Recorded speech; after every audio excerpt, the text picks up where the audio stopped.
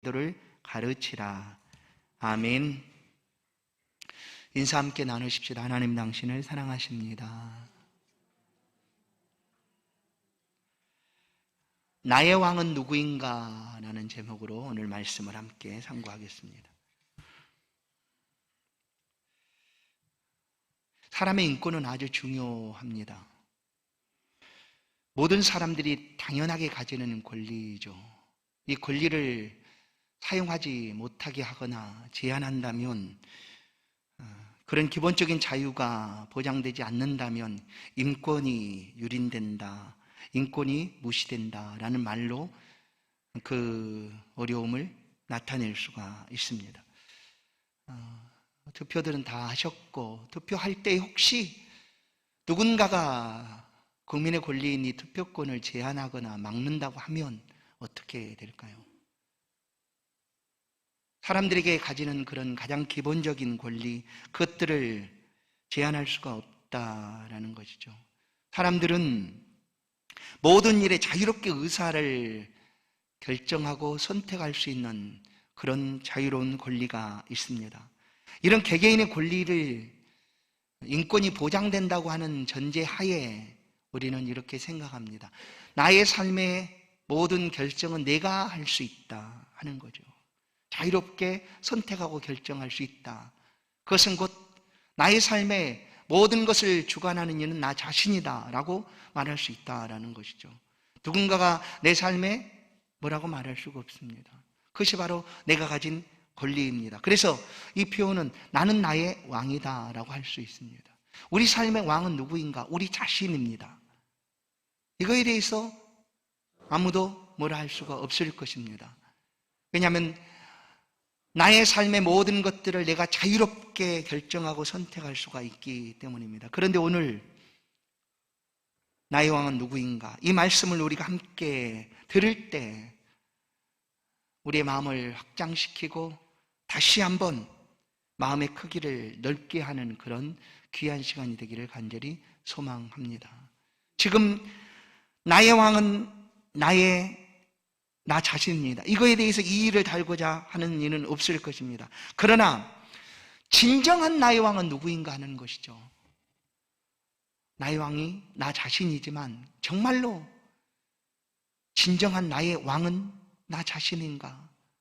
아니다라는 거예요. 왜냐하면 우리가 스스로 존재하고 우리 모든 것들을 스스로 태어나서 결정하고 선택할 수 있다면 그것은 내가 왕이 된 것이 분명합니다. 그러나 우리는 성경을 통하여 피조물, 창조된 피조물이다라고 알려주고 있습니다.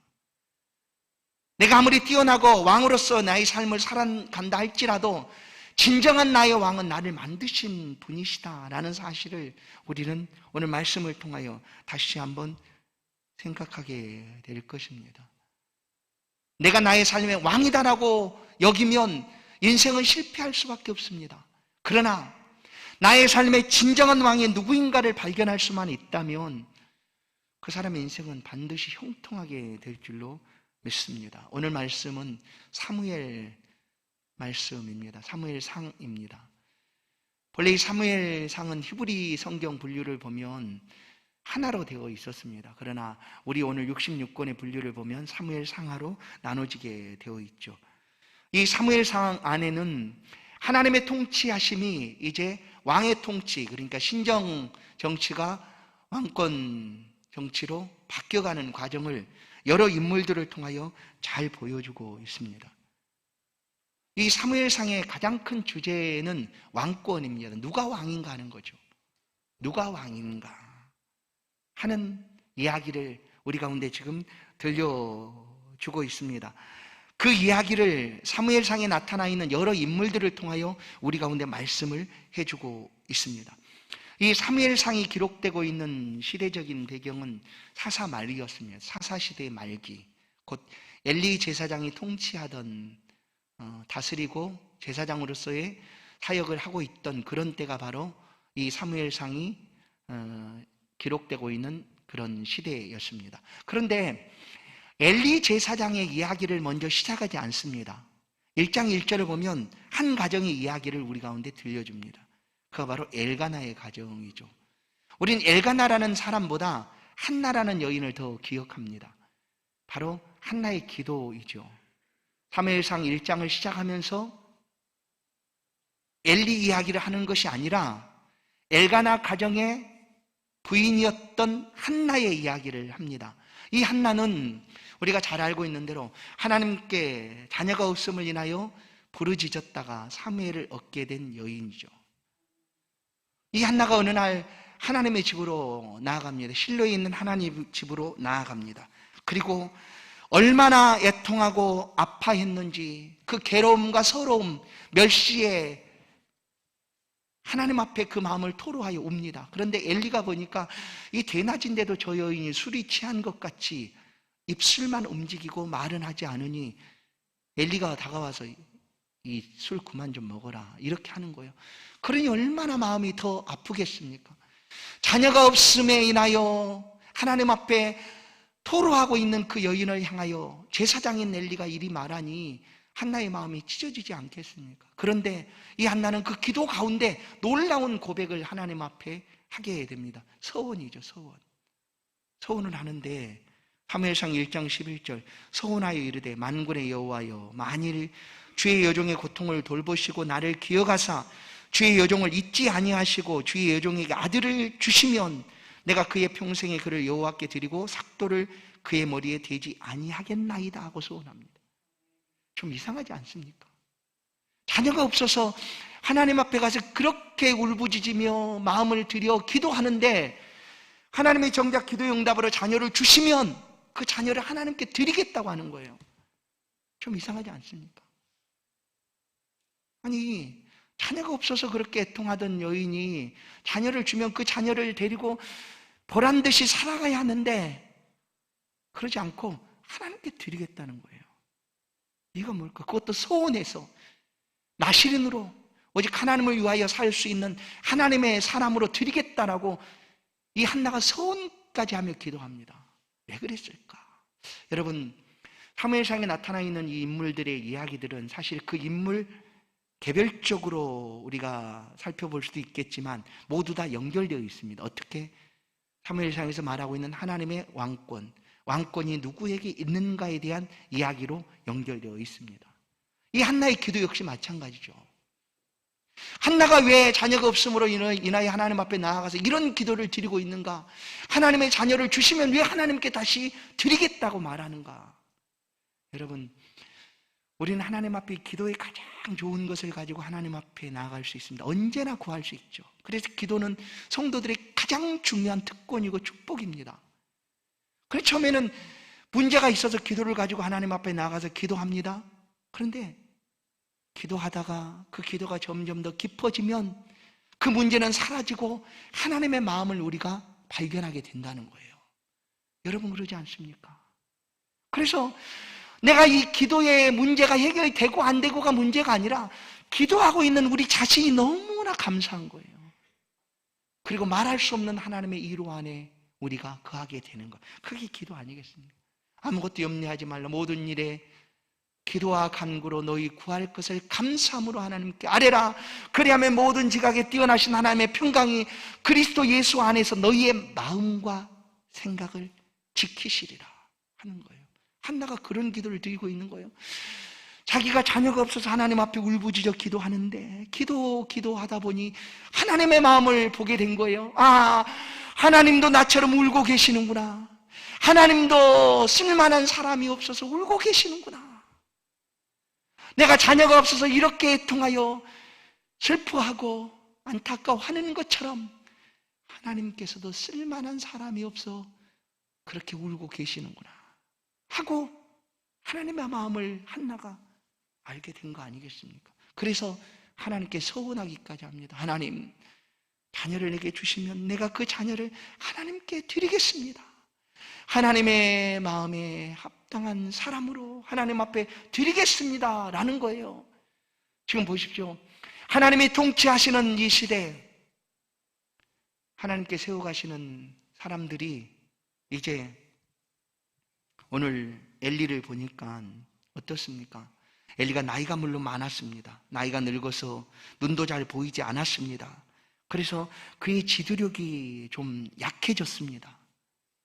그러자 당시에는 사사가 어떻게 됩니까? 이렇게 이어져 가는 거죠. 아버지로부터 아들에게 그렇게 이어져 갔어요. 제사장도 마찬가지죠. 그래서 자연스럽게 엘리의 자녀들이 사사가 되었습니다. 사사의 역할을 감당하게 된 거죠. 아버지는 늙었고 그 일을 하기가 좀 어려우니 그의 자녀들이 그 일을 하고 있습니다. 그런데 이 자녀들은 그야말로 불량자였습니다. 왜 그랬는가? 하나님을 믿지도 아니하고 하나님을 경외하지도 않았다라고 말하는데, 그런데 하나님이 세워가시는 사사라는 거예요. 이런 일이 있을 수 있을까요? 근데 이 시대에 있었어요. 이 시대에. 그 이야기를 엘리가 듣습니다. 그래서 아들을 불러서, 사무엘상 2장 11절, 엘리의 아들들은 행실이 나빠 여호와를 알지 못하더라, 이런 소문들을 아버지인 엘리가 듣습니다. 그런데 사무엘상 2장 24절을 보면 그 아들들을 불러다가 엘리가 하는 말이 그리 말하라, 내 아들아 그리하지 말아라, 이것이 전부였습니다. 여호와를 알지도 못하고 행하고 있는 그 자녀들을 향하여 제사장이 하는 말이 그리하지 마라, 그러면 안 돼, 하나님만 혼날 거야 하고 그냥 놔둔 거예요.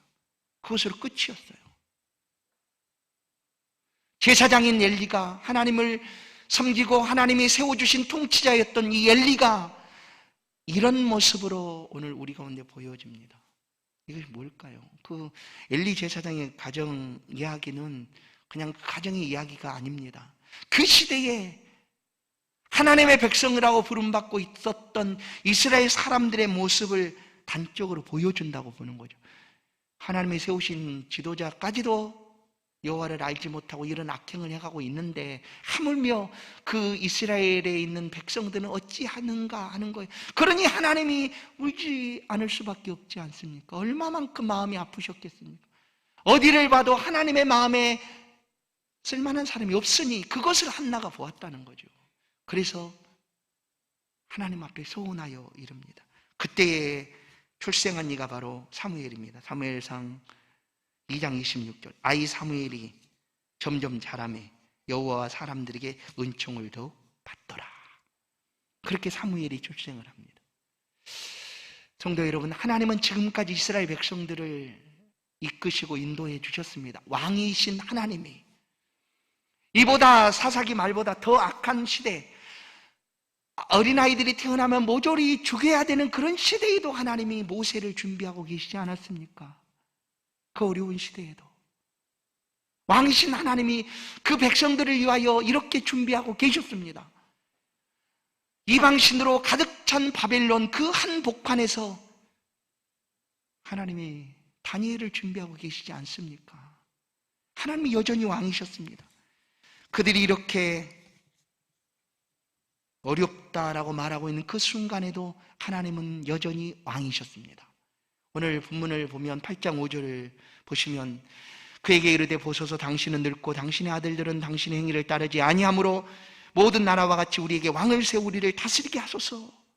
엘리 후에 이 사무엘이 통치합니다. 사무엘의 통치를 통하여 이스라엘 백성들은 평안을 얻습니다. 그런데 사무엘도 역시 나이가 늙어 이제 많아졌습니다. 그래서 그 자녀들이 사사가 될 터인데 백성들이 들고 일어난 거예요. 사무엘에게 찾아왔어요. 안 됩니다. 우리는 당신의 아들이 사사되는 거 원하지 않습니다. 당신의 아들이 우리를 통치하는 거 원하지 않습니다. 우리에게 왕을 주십시오. 우리에게 왕을 주십시오. 물론 이 사무엘의 아들들은 사무엘 같지가 않았습니다.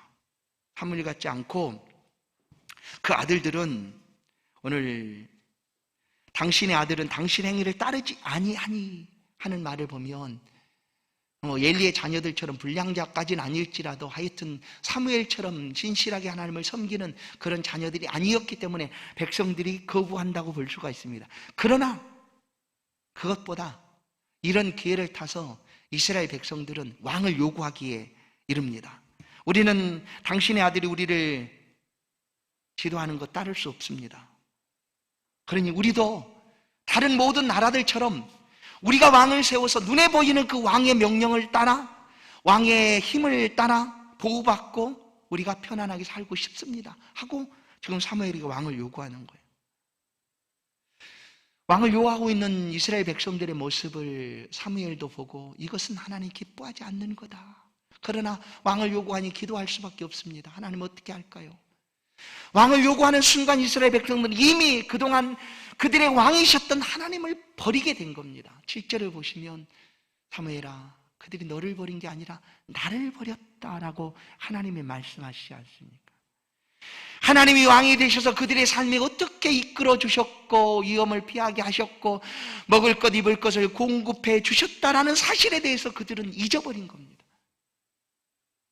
눈에 보이지 아니하시는 하나님, 그 하나님이 지금껏 이렇게 먹이고 입히고 보살펴 주셨는데 우리는 더 이상 보이지 않는 하나님을 왕으로 섬기는 거 원치 않습니다. 그냥 눈에 보이는 왕, 다른 모든 나라들처럼 왕이 다 권력을 가지고 힘을 가지고 그 백성들이 전쟁이 다가올 때 왕이 앞장서서 무찔러주고 보호해주고 지켜주는 그런 왕을 원한다 하고 요구하고 있게 된 겁니다. 그러나 이 왕을 요구하는 순간 그들은 그동안 하나님께서 얼마만큼 큰 은혜를 베풀어 주셨는가, 앞으로도 하나님이 어떻게 그들에게 행하실 것인가에 대한 확신이 사라지고 만 거예요.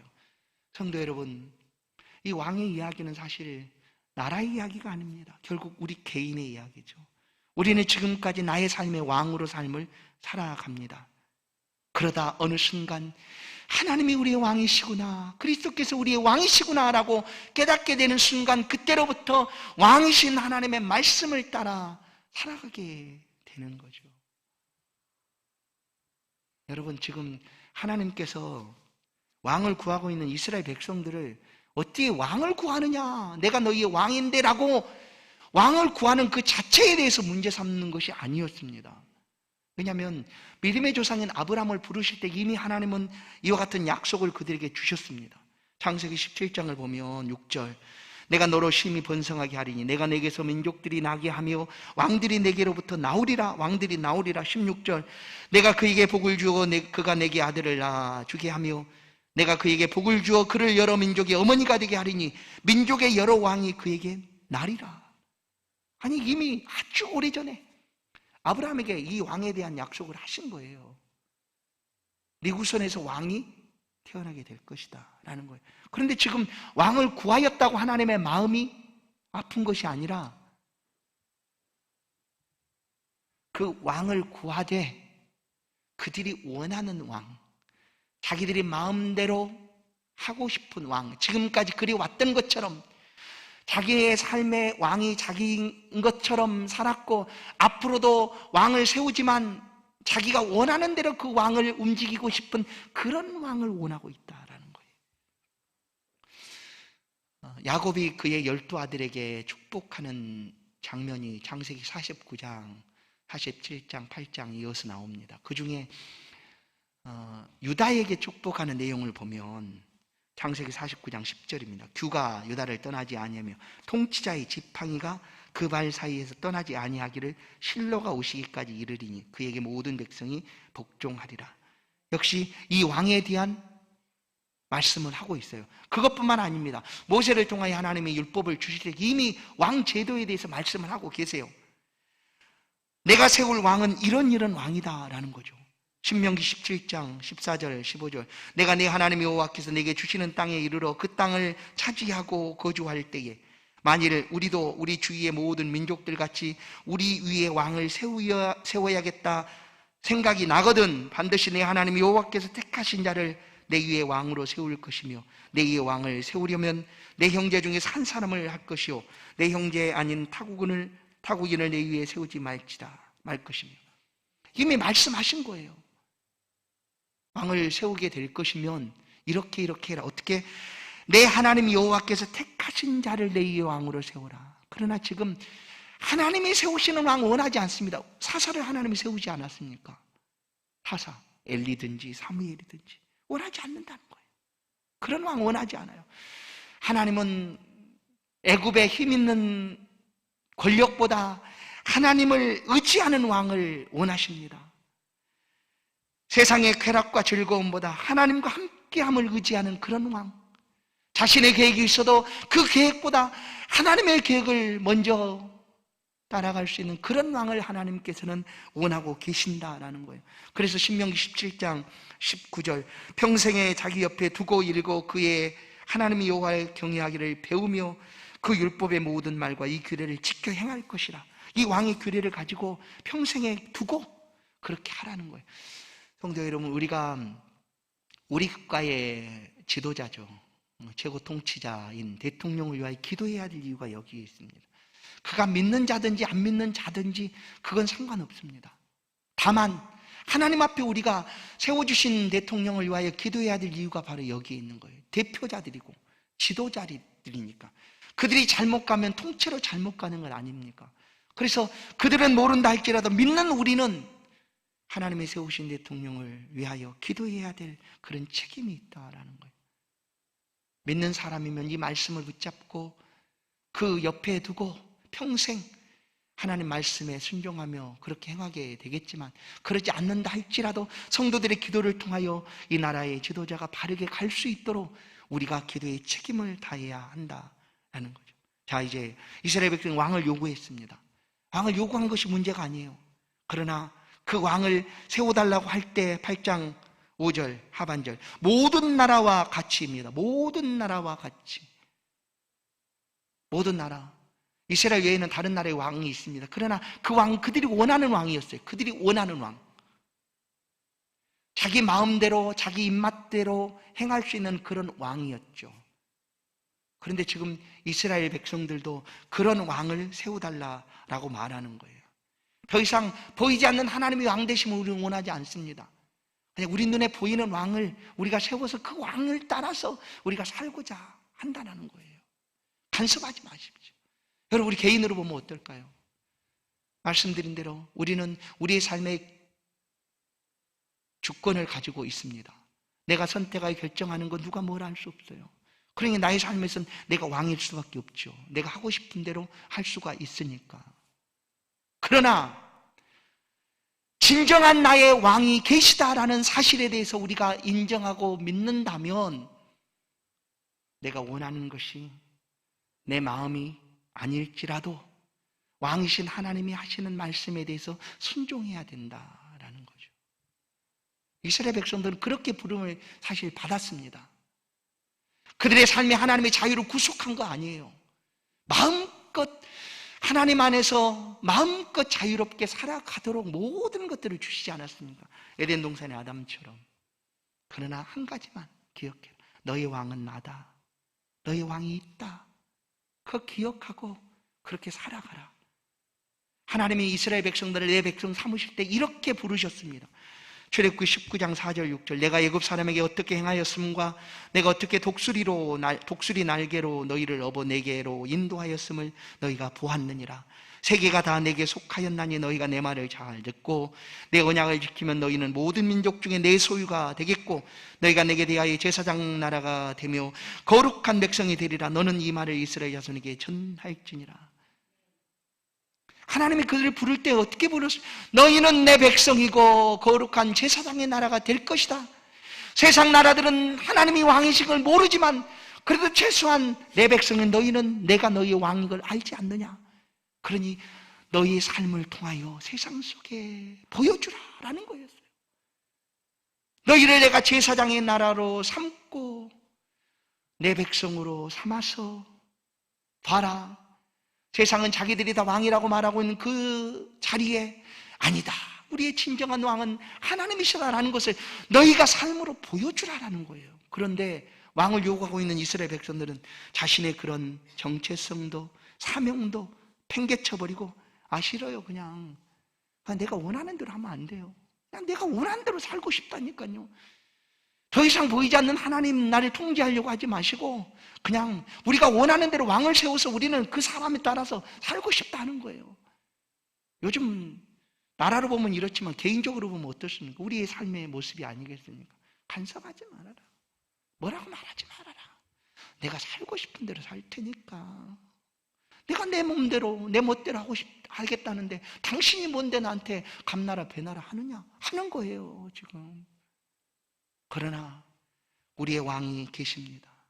진정한 왕이신 하나님이 우리와 함께 계십니다.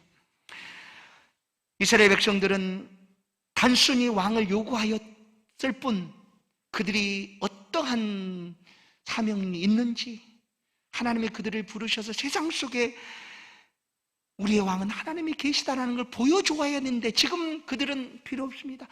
우리도 세상과 똑같이 왕을 세워주십시오. 그들과 똑같이 살고 싶다라는 거예요. 그 얼마나 기가 막히겠습니까? 그 이야기가 사무엘 이야기입니다. 사무엘상 이야기입니다. 그래서 결국 하나님께서 왕을 세우게 됩니다. 사무엘이 기뻐하지 않았지만 하나님께서 인도하셔서 왕을 세우게 됩니다. 초대 왕을 세우는 일이 벌어졌습니다. 각 지파별로 다 모아서 제비를 뽑습니다. 그리고 그 왕이 기스의 아들, 베냐민 지파 기스의 아들 사울에게 제비가 뽑히게 됩니다. 그래서 사람들이 사울을 찾았어요. 사울이 어디 있는가? 당신이 왕입니다 하고 찾아보니까 사울이 안 보이는 거예요. 찾아보았더니 사무엘상 10장 22절 그러므로 그들이 또 여호와께 묻되 그 사람이 여기 왔나이까? 여호와께서 대답하시되 그가 진 보따리들 사이에 숨었느니라 하셨습니다. 이 사울이라는 사람이 얼마나 겸손했냐면 왕으로 지금 다 왕을 뽑으니까 모여라 할 때 다 왔는데 자신은 나는 왕의 제목도 아니고 나는 왕이 될 사람도 아니야. 그래서 오긴 왔는데 그의 짐 꾸러미에 그냥 가만히 있었다는 거예요. 왕으로 뽑혔는데 이렇게 겸손한 왕이 사울이었습니다. 그렇게 초대 왕이 된 거죠. 그런데 이런 사울 왕이 되었으면 어떻게 해야 된다고요? 하나님 말씀을 순종하고 내가 왕이지만 나의 왕이 계시다라는 것을 알고 하나님의 말씀 앞에 서야 되는데 내가 왕이 되었어 하고 이제 그 자신의 왕됨을 위하여 자기의 영광과 권세를 위하여 전쟁의 승리를 위하여 하나님의 말씀을 던져버립니다. 자기의 영광을 위하여. 여러분 이러라고 하나님이 왕 세우신 거 아니지 않습니까? 너를 통하여 내가 왕인 것을 세상에 보여주라. 나는 왕이지만 진정한 왕은 하나님이시다라는 것을 보여주라고 세워주셨는데 그렇게 겸손하게 세움받았던 사울은 자기 자신을 위하여 자기의 영광을 위하여 하나님의 말씀을 던져버립니다. 사무엘상 15장 22절 사무엘이 이르되 여호와께서 번제와 다른 제사를 그의 목소리를 청정하는 것을 좋아하심 같이 좋아하시겠나이까? 순종이 제사보다 낫고 듣는 것이 수양의 기름보다 나으니 이는 거역하는 것은 점치는 죄와 같고 완고한 것은 사신 우상에게 절하는 죄와 같음이라. 왕이 여호와의 말씀을 버렸으므로 여호와께서 왕을 버려 왕이 되지 못하게 하셨나이다. 버렸다라는 거예요. 자기 영광을 위하여 사울은 그 곁에 두고 평생토록 그 왕의 제도를 잊고 묵상하고 그 말씀을 따라 섬겨야 됐는데 스스로 왕이 내가 왕이다 하고 자기 영광을 위해 하나님의 말씀을 버리게 됩니다. 그러자 이제 하나님께서 사울을 폐위하고 그 다음에 하나님께서 찾으시는 왕을 세워 가십니다. 사무엘상 13장 14절 지금은 왕의 나라가 길지 못할 것이라 여호와께서 왕에게 명령하신 바를 왕이 지키지 아니하였으므로 여호와께서 그의 마음에 맞는 사람을 구하여 여호와께서 그를 그 백성의 지도자로 삼으셨느니라. 사무엘상의 왕 이야기죠. 왕권이 어떻게 흘러가는가? 사울에게서 이제 하나님 마음에 합한 사람에게 흘러갑니다. 그 사람이 누굴까요? 사도행전 13장은 분명하게 밝힙니다.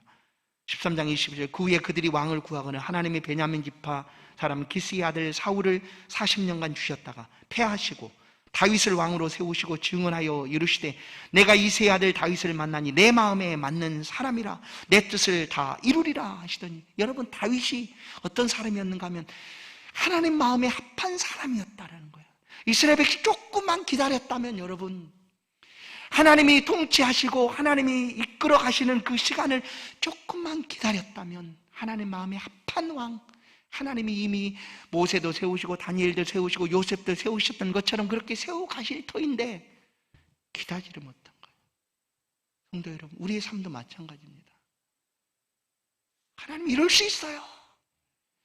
내가 어떻게 하나님 섬겼는데 아니 하나님 어떻게 이럴 수 있어요. 물론 그런 순간이 다가올 수도 있습니다. 그러나 하나님이 지금까지 우리의 왕이 되셔서 가장 좋은 곳으로 늘 인도해 주셨다는 것을 확신한다면 기다리시면 됩니다. 조금 기다리면 하나님 마음에 합한 다윗 왕과 같은 사람을 세워 가시기 때문입니다. 맞습니다. 하나님의 왕권이 다윗에게로 넘어갑니다. 그리고 이 다윗은, 여러분 다윗의 시편을 보십시오. 다윗은 고백합니다. 나의 왕은 하나님이다 라고 언제나 고백합니다.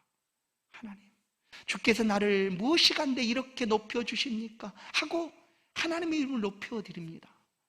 바로 이 다윗을 통하여 하나님의 왕되심이 세상에 선포되고 드러나게 되었다는 거예요. 그리고 마침내 이 하나님 마음에 합한 그 다윗 왕을 통하여 영원한 왕이신 예수 그리스도께로 이어져 가게 되는 것이죠. 그 이야기가 바로 사무엘상의 이야기입니다. 성도 여러분, 오늘 여러분의 왕은 누구십니까? 내가 나의 왕이라는 사실을 우리는 의심하지 않습니다. 그러나 나의 진정한 왕이 계시다라는 사실을 내가 오늘 확신하고 믿고 의지할 수 있다면 그 인생은 실패한 인생이 아니라 형통하고 복된 인생이 될 줄로 분명히 믿습니다. 우리 왕은 누구십니까? 내가 내 마음대로 하던 그 순간, 내 뜻대로 살고 싶어 하던 그 순간 하나님께서 우리 가운데 다가오셨습니다. 그리고 우리 마음의 중심에 자정하여 계십니다. 계시록 3장 20절을 보시면 볼지어다 내가 문 밖에 서서 두드리노니 누구든지 내 음성을 듣고 문을 열면 내가 그에게로 들어가 그와 더불어 먹고 그는 나와 더불어 먹으리라. 이렇게 하기 전까지 우리는 나의 권력, 나의 재물, 나의 자녀가 내 삶의 왕이 되어 있었습니다. 그러나 그리스도 예수께서 우리 안에 오심으로 우리는 나의 왕은 주님입니다라고 고백하게 되었습니다. 요한복음 1장 12절 영접하는 자 곧 그 이름을 믿는 자들에게는 하나님의 자녀가 되는 권세를 주셨으니, 우리가 살아가고 있는 이 삶은 하나님께서 허락하신 왕의 자녀의 권세를 가지고 살아가는 삶입니다. 왜냐하면 왕이신 하나님이 우리를 그렇게 지켜주시니 때문입니다. 권세를 주셔서 왕의 자녀의 권세를 가지고 살아갈 수 있도록 우리를 붙들어 주십니다. 이제 우리가 고백합시다. 다윗이 고백하였던 것처럼 우리도 하나님 앞에 이 시간 고백합시다. 나의 왕은 누구입니까? 나의 왕은 하나님입니다 라고 고백하며 살아갑시다. 시편 73편 3절 나의 왕 나의 하나님 만군의 여호와여, 주의 제단에서 참새도 제 집을 얻고 제비도 새끼들 보금자리를 얻었나이다. 아멘. 나의 왕은 하나님입니다 라고 고백하는 순간 우리의 삶에 필요한 대로 하나님께서 채우시고 더하여 주실 것입니다. 보십시오. 지금까지도 우리의 왕이 되셨던 하나님이 앞으로도 변함없이 우리를 지키시고 보호해 주실 것입니다. 내 마음대로 하고 싶어서 왕 되신 하나님을 피하려고 하지 마십시오. 떠나려고 하지 마십시오. 그 안에 있는 것이 가장 복이고 형통한 일입니다. 왕이신 하나님 앞에 우리의 삶을 맡기고 살아가면 하나님께서 모든 필요들을 더해 주시겠다. 하물며 너희 일까 보냐. 요한복음 15장 7절 너희가 내 안에 거하고 내 말이 너희 안에 거하면 무엇이든지 원하는 대로 구하라 그리하면 이루리라. 맞습니다. 성도 여러분, 가장 잘하는 정치는 뭘까요? 성공한 정치겠죠. 가장 복된 정치는 왕이신 하나님을 나의 왕으로 믿고 섬기고 따르는 것, 그것이 내 인생에 가장 잘하는 정치입니다. 정치. 나라도 마찬가지죠. 성도 여러분, 나의 왕은 누구십니까? 오늘 분명하게 확신하게 되는 줄로 믿습니다. 앞으로 그 왕이신 하나님께서 그의 백성들을 변함없이 지키시고 붙들어 주시고 보호하실 것입니다. 어떤 어려움이 있다 할지라도 왕이신 하나님께서 책임지시고 우리를 인도해 주실 줄로 믿습니다. 이 왕이신 하나님 안에서 날마다 승리하시는 저와 여러분의 생애가 되기를 주의 이름으로 축원합니다. 하나님 감사합니다. 이 시간도 왕이신 하나님 앞에 우리가 엎드립니다. 나의 왕이신 하나님 영광 받아 주옵소서. 우리의 모든 필요들을 아시는 하나님, 우리가 얼마나 아파하고 힘들어하고 애통해 하는지 아시는 하나님, 우리도 하나님 앞에 기도할 때 하나님의 마음을 조금이라도 알아 왕이신 하나님께서 무엇을 원하시는지 하나님의 뜻을 따라 행할 수 있도록 은총을 더하여 주옵소서. 오직 우리를 가장 사랑하신 하나님 앞에 우리의 전 인격과 우리의 전 생애를 맡겨드리오니 우리를 하나님 것 삼아주사 어디에서든지 하나님의 영광이 될 수 있도록 인도하여 주옵소서. 예수 그리스도의 이름으로 기도하옵나이다. 아멘. 찬송 384장입니다.